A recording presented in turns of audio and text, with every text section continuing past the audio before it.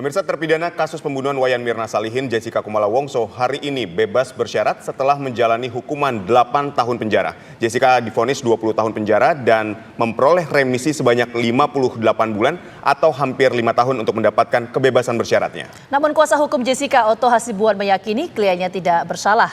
Untuk itu mereka akan kembali mengajukan peninjauan kembali atau PK atas kasus Jessica Wongso. Apa saja bukti baru yang dimiliki oleh Jessica Wongso? Untuk membahasnya telah bergabung bersama kami kuasa hukum Jessica Wongso, Otto Hasibuan, yang akan bergabung bersama kami, dan saat ini telah bersama kami pakar hukum pidana Profesor Hipnu Nugroho. Selamat petang Prof. Hipnu. Prof. Hipnu, ini kalau kita lihat Prof, peninjauan kembali atau PK yang akan rencananya diajukan oleh tim kuasa hukum dari Jessica Wongso ini, bagaimana pengaruhnya terhadap status bebas bersyarat yang saat ini sudah dijalani oleh Jessica? Ya, terima kasih Mbak. Jadi putusan PK itu tidak boleh melebihi putusan yang sudah dijatuhkan sebelumnya. Jadi tidak boleh menjadi pidana mati. Artinya seandainya nanti dikabulkan, itu menjadi pidana bisa bebas, bisa lepas, bisa pengurangan suatu tindak pidana.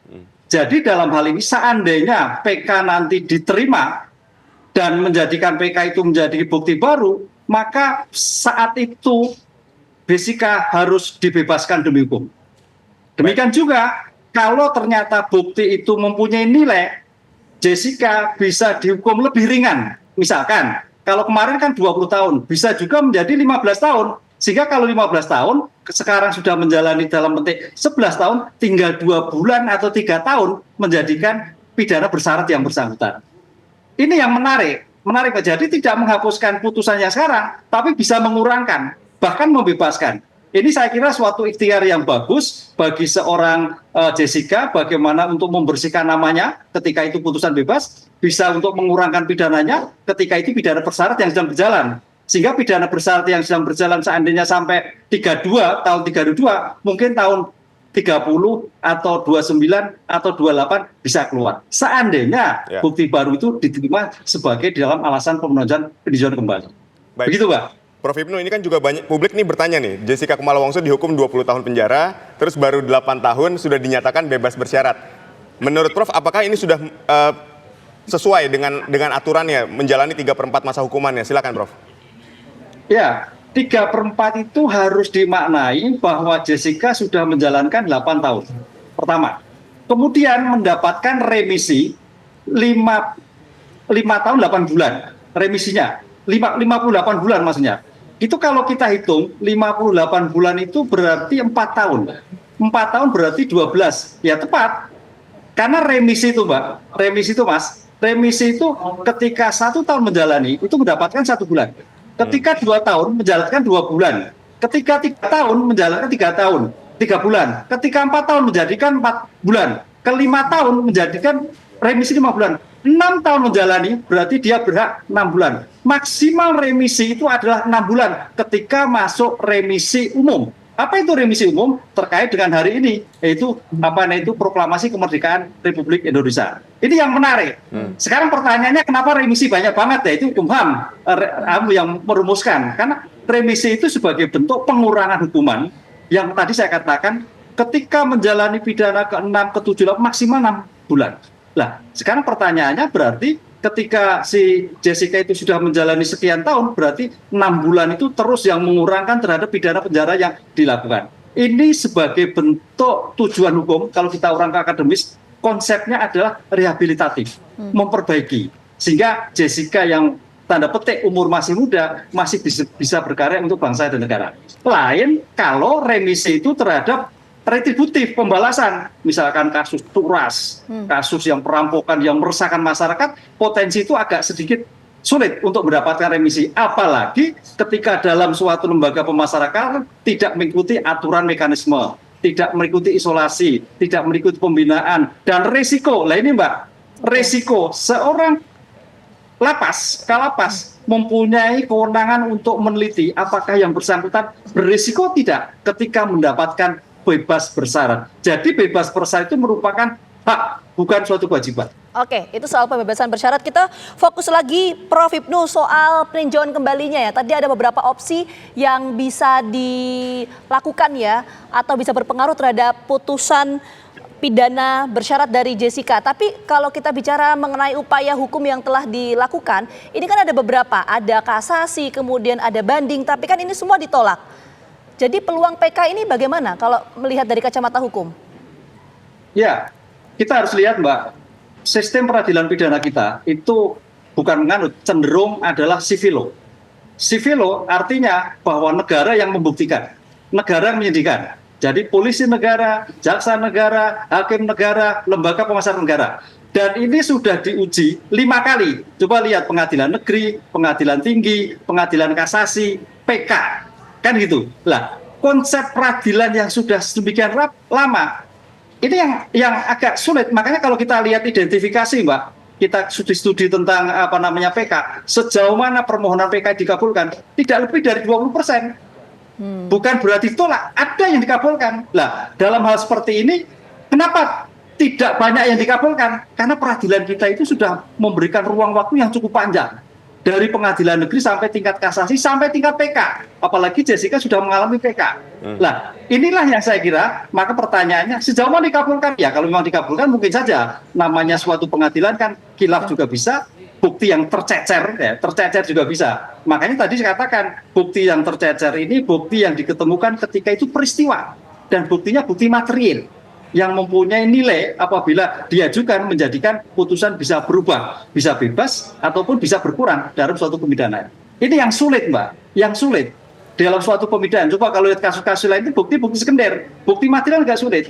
Karena bukti material ini kalau ditemukan juga bagaimana sejak awal polisi melakukan penembakan, bagaimana kejaksaan, bagaimana pengadilan sinkronisasi dengan bukti-bukti yang lain. Jadi sudah luar biasa. Entoh ada bukti yang tercecer, sangat dimungkinkan. Baik, kita akan melanjutkan kembali perbincangan mengenai Jessica Wongso yang bebas bersyarat dan akan mengajukan PK. Usai jeda, tetaplah di Kabar Petang. Belanja bahan bangunan bersama keluarga di Depo Bangunan. Semua kebutuhan bangunan dapat terpenuhi. Mulai dari granit tile dan ceramic tile. Cantik tingkalan dengan pilihan ratusan ribu warna.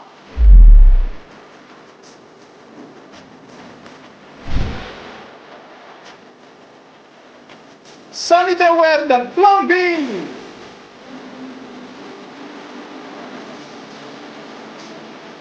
Dan masih banyak lagi.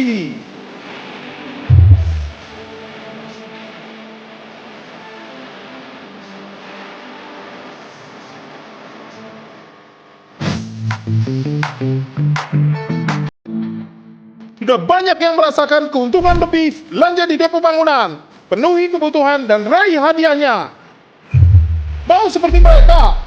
Menangkan undian berhadiah total 14 miliar di Depo Bangunan. Ayo belanja. Hanya di Depo Bangunan. Baik, kita lanjutkan kembali. Prof. Hipnu, kuasa hukum dari Jessica ini kan sudah pernah melakukan PK namun ditolak, ya kan? Baik, sebelum kita ke Prof. Hipnu, kita ke informasi berikut ini. Otto Hasibuan, kuasa hukum dari Jessica, mengungkapkan sempat berniat untuk mengajukan peninjauan kembali PK, namun ia mendengar rencana pembebasan dari Jessica sehingga ia menunda permohonan PK. Otto menambahkan bahwa kasus hukum menghormati putusan sidang pengadilan 8 tahun silam, namun ia merasa bahwa putusan sidang tidak sesuai dengan apa yang terjadi. Jadi tentu teman-teman wartawan bertanya, kok tiba-tiba bisa keluar gitu ya. Padahal kemarin saya bicara tentang pengajuan PK.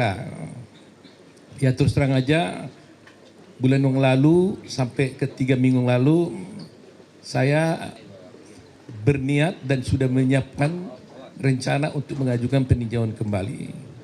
Dan saya banyak dihubungi oleh teman-teman wartawan tentang rencana PK tersebut. Sampai tadi malam pun, kemarin malam pun masih banyak bertanya untuk wawancara dengan saya tentang PK. Tapi jujur saya katakan memang saya sudah dengar-dengar sedikit rencana pengeluarannya Jessica ini dari tahanan. Sehingga saya berpikir saya harus menunggu dulu situasi yang tenang, dan akhirnya tiba-tiba mengejutkan sekali bahwa hari ini kami mendapat kabar bahwa dia dibebaskan.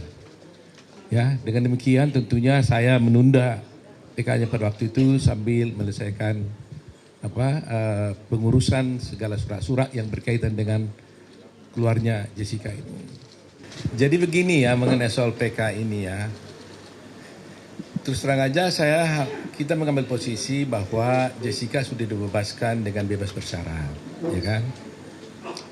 Jadi kami tim hukum ini selalu menghormati hukum. Apapun putusan sudah pengadilan, itu kan sudah jelas bahwa Jessica dinyatakan bersalah. Itu putusan pengadilan yang harus saya hormati sebagai seorang lawyer. Soal kami tidak terima atau putusan itu atau tidak, itu soal lain. Tapi karena itu formal sudah keluar, harus saya hormati, itulah putusan. Dia dinyatakan bersalah. Tetapi kami sebagai lawyer, tentunya nanti kami diskusikan dengan Jessica, merasa bahwa mungkin putusan itu tidak sesuai dengan apa yang terjadi menurut kami. Oleh karena itu, kita akan mencoba peluang untuk mengajukan PK terhadap perkara itu. Pemirsa, Jessica Wongso masih belum percaya dirinya bisa bebas dari penjara Pondok Bambu. Selama 8,5 tahun ia tidak menghirup udara bebas, kini Jessica kebingungan mendapati putusan bahwa dirinya tidak lagi harus menginap di jeruji besi. Mantan terpidana kasus kopi bersianida tahun 2016 silam itu pemirsa mengaku tak menyimpan rasa dendam pada siapapun. Ia telah memaafkan dan telah berdamai dengan keadaan. Hari ini bersyukur karena sudah bisa keluar dari lapas dan bertemu kembali dengan keluarga dan teman-teman, dan ini pengacara-pengacara yang sudah seperti keluarga untuk saya. Terima kasih untuk dukungannya semuanya, doa, support dan segala macam hal-hal yang baik untuk saya. Itu sangat berarti, yang membuat saya kuat untuk selama ini saya bisa bertahan. Maaf saya gugup banyak banget orangnya. Untuk pendukung-pendukung saya yang hadir hari ini, terima kasih banyak udah meluangkan waktu untuk ketemu di sini. Semoga semuanya selalu sehat dan baik-baik aja. Terima kasih. Pada waktu awal itu terjadi, saya merasakan sangat sedih sekali ya. Tapi sejalannya waktu dan sekarang ini saya sudah memaafkan semua yang telah melakukan hal-hal yang buruk kepada saya. Sudah tidak ada kebencian lagi di hati saya. Jadi sekarang saya udah plong aja untuk menjalani, juga saya harus menjalani apa yang saya harus jalani. Jadi saya sudah maafkan semuanya dan saya tidak ada dendam sama sekali. Tidak ada kebencian di diri saya sama sekali. Kalau untuk upaya hukum, saya akan serahkan ke Omoto karena Omoto yang akan ngomong soal upaya hukum. I still have no idea what to do at the moment because I just got released from prison and I have no plan yet. But I'll let you know. No at all, no.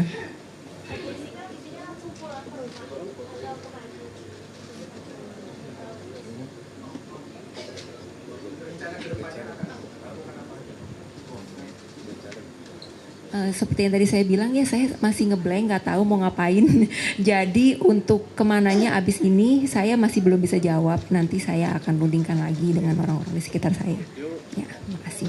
Akan berjalan dengan sendirinya ya. Tapi karena yang kayak tadi saya bilang, saya sudah tidak menyimpan kebencian atau perasaan negatif dalam hati saya. Jadi mungkin niat dan pandangan saya di masa depan itu ya saya mau ya selalu yang terjadi adalah hal yang positif. Jadi kalau misalnya saya meniatkan seperti itu, ya saya berharap saya dan orang-orang di sekitar saya bisa baik-baik saja menjalani kehidupan di masa depan nantinya dengan dipenuhi dengan hal-hal lebih baik lagi daripada yang lalu. Pemirsa, kita telah bergabung dengan kuasa hukum dari Jessica Kumala Wongso, Oto Hasibuan. Selamat petang, Pak Oto. Selamat petang, selamat petang. Pak Oto, kapan Anda mendapatkan informasi bahwa Jessica Kumala Wongso ini bebas bersyarat dan apa saja kegiatan Jessica setelah bebas bersyarat ini?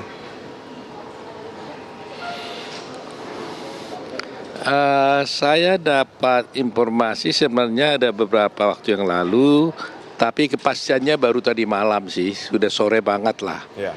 Setelah dapat kepastian, baru kita bisa datang pagi hari ya tadi ya. Nah kegiatan Jessica sampai sekarang ini kita belum tahu pasti karena tadi waktu pulang dari lapas, saya satu mobil dengan dia, saya bertanya apa kegiatanmu Jess? Saya bilang saya nggak tahu Om karena saya sekarang juga bingung. Saya keluar di sini sekarang juga nggak ngerti mau ngapain gitu ya. Karena apa? Karena dia suddenly shock juga sebenarnya. Dia sendiri merasa kaget juga kok bisa secepat ini dia keluar gitu ya. Karena bagi dia selama ini pikirannya dia ya pokoknya kerja, artinya menjalani kehidupan di penjara dengan baik. Itu aja pikiran dia gitu ya. Tapi ternyata dia mendapatkan remisi yang cukup dari lapas ya.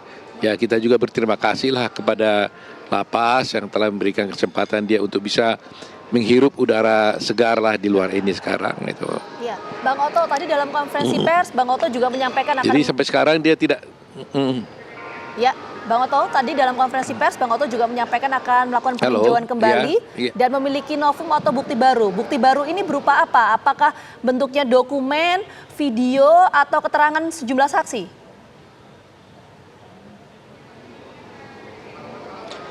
Ya terus terang aja ada dua alasan kita untuk PK.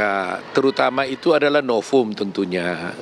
Selain novum yang merupakan bukti baru, juga adalah merupakan adanya kekeliruan atau kehilafan daripada majelis hakim di dalam memutuskan perkara ini. Nah mengenai novumnya saya pikir biarlah nanti akan saya ceritakan pada waktu kita mengajukan PK ya. Jangan terlalu dini kalau saya buka sekarang ini. Tapi itu yang pasti adalah bukti itu adalah dulu itu sebenarnya seharusnya sudah ada. Tetapi pada waktu itu kami tidak menemukan bukti itu. Nah padahal kalau bukti itu tadinya ada dan kami temukan pada waktu sidang itu berjalan, maka hakim akan memutuskan dengan pertimbangan putusan yang berbeda. Jadi itu. Jadi kami yakini bukti ini adalah bukti penentu bahwa kalau itu tadinya kita bisa tunjukkan di dalam persidangan pada waktu itu, maka hakim bisa akan berpikir dan membuat pertimbangan hukum yang berbeda daripada sekarang ini. Jadi itu yang akan kami ajukan nanti. Tapi apa bentuknya dan sebagainya, ya nantilah kami akan sampaikan ya. Pada waktunya nanti kami akan uraikan selanjutnya. Baik, Pak Oto, ini secara umum saja, karena kan ketika PK pertama Jessica ini pernah ditolak, artinya kemungkinan kecil, peluangnya akan lebih kecil di PK kedua ini. Anda seberapa yakin bukti ini dapat memenangkan PK yang kedua dari Jessica dan membuat nama baik Jessica bersih?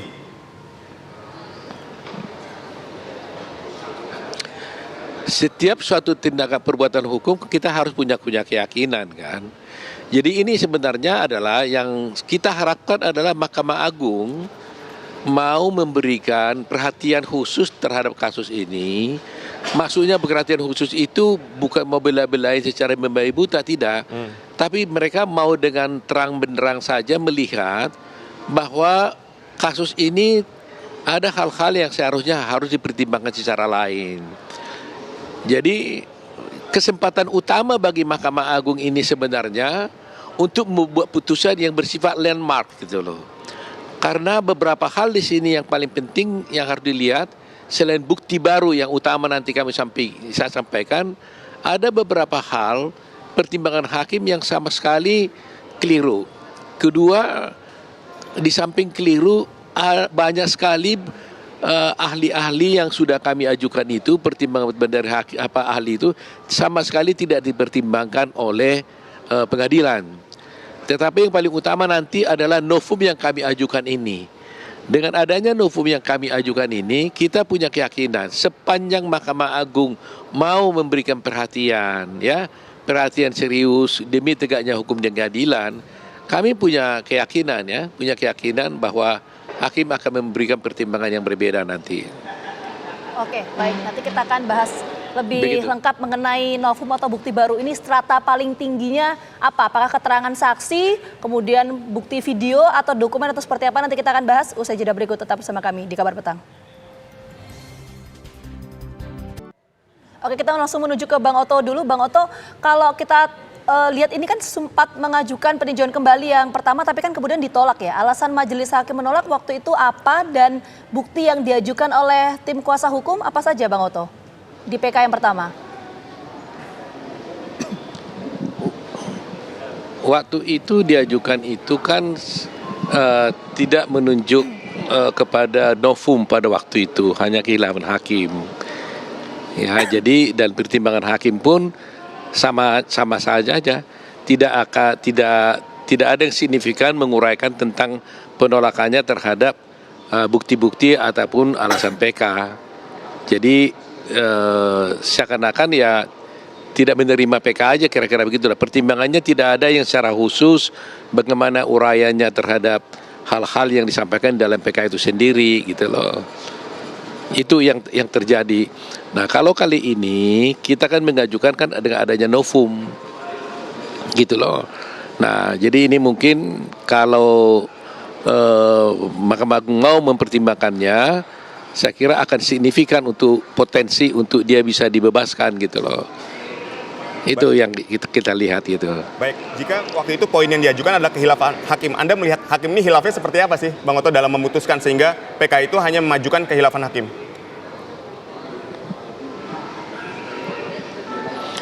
Enggak, jadi PK itu kan sebenarnya utamanya itu kalau ada novum kan itu lebih sempurna. Betul. Tapi kalau mengenai soal kekhilafan hakim juga tetap bisa sebenarnya adanya kekhilafan apa itu. Nah, yang jadi persoalan sekarang ini adalah bahwa sikap Mahkamah Agung terhadap PK 1 kali atau 2 kali boleh atau tidak, ini kan sekarang ini agak jadi polemik ini di dalam dunia praktek hukum kan. Karena apa? Mahkamah Konstitusi memberikan putusan bahwa PK itu bisa lebih daripada 1 kali, ya kan? Nah, kemudian atas dasar itu Mahkamah Agung membuat surat edaran tidak boleh hanya 1 kali gitu, tidak boleh lagi 1 kali gitu. Jadi bertentangan dengan putusan MK. Tetapi di dalam prakteknya ada beberapa perkara yang juga diputus oleh MA, walaupun perkaranya itu sudah lebih daripada 1 kali. Jadi inilah yang sering membuat ketidakpastian hukum dalam dunia praktek gitu. Nah, jadi itu yang kita upayakan sekarang, dan di dalam memori kita itu sudah kita jelaskan itu. Kenapa hal itu sebenarnya harus dipertimbangkan oleh majelis? Karena faktanya ada. Kenapa yang lain boleh gitu loh?